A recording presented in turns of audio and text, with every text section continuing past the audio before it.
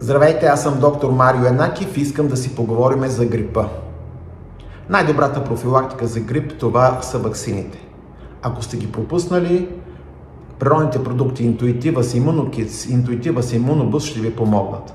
Но вече, ако имате симптоми на грипен вирус, вашият лекар ще изпише или Тамифу, или Реленца. Как се приема Реленца? Гледайте внимателно. Реленца се използва за деца над 5 години и за възрастни. Предимството е, че се инхалира. Лекарството директно попада в горни и долни дихателни пътища. Нека да отворим пакета. Това е флакон с лекарството.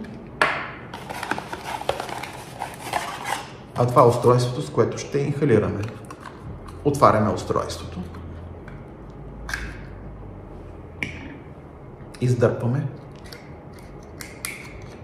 Тук ще сложим лекарствата.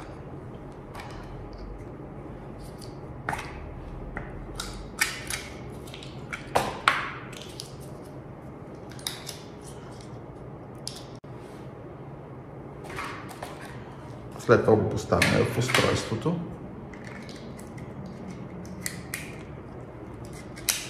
Штраква. До тук добре. Повдигаме капачето и в същото време то пробива таблетата. Връщаме капач. Издишваме и инхалираме дълбоко.